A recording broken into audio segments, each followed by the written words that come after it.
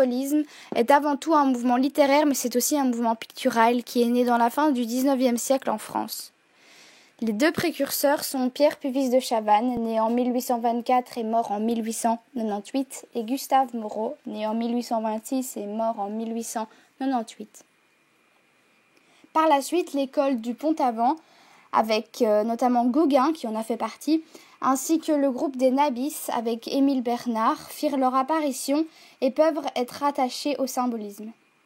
Ce mouvement s'étendra ensuite dans le monde entier avec des peintres très connus, comme l'Autrichien Gustav Klimt, né en 1862 et mort en 1918, le Scandinave Edvard Munch et les Belges Fernand Knoff, Félicien Rops, James Ensor, Émile Fabry et Léon Spiliart. Le symbolisme apparaît en réaction aux courants naturalistes et impressionnistes et à une époque où la société subit de multiples mutations, comme l'industrie, le capitalisme ou encore la laïcisation. Il se caractérise par un pessimisme dubitatif, pose un regard sur les problèmes de l'humanité en y reflétant l'angoisse de l'époque et le désir d'un retour au sacré et à la spiritualité.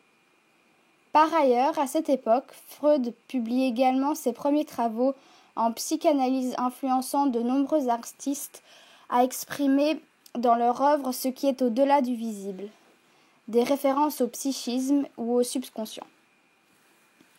Les initiateurs du courant sont souvent de très jeunes gens qui cherchent à affirmer leur originalité en s'opposant à la pensée dominante et à l'académisme, comme Bernard, Denis, Bonnard, Vuillard ou Sérusier, qui ont entre 20 et 25 ans à la fin de la décennie 80.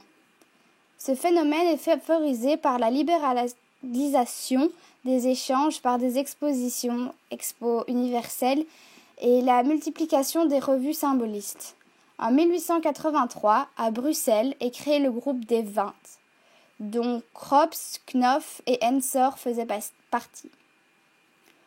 Le symbolisme est opposé au courant naturaliste et impressionniste et a les caractéristiques suivantes. Les thèmes sont mythologiques, religieux, mêlés aux rêves, à l'imagination, au spirituel, à la mort ou encore à la sensualité. Les œuvres sont l'expression d'une idée telle que perçue par le sujet. Elle est subjective par opposition au réalisme.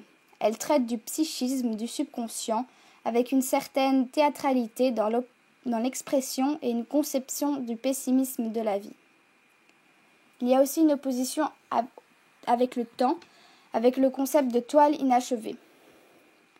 Les dessins sont de plus en plus précis, on voit moins les coups de pinceau. Les peintres cachent dans leurs tableaux des signes et symboles qui nous poussent à rechercher le sens caché dans le tableau.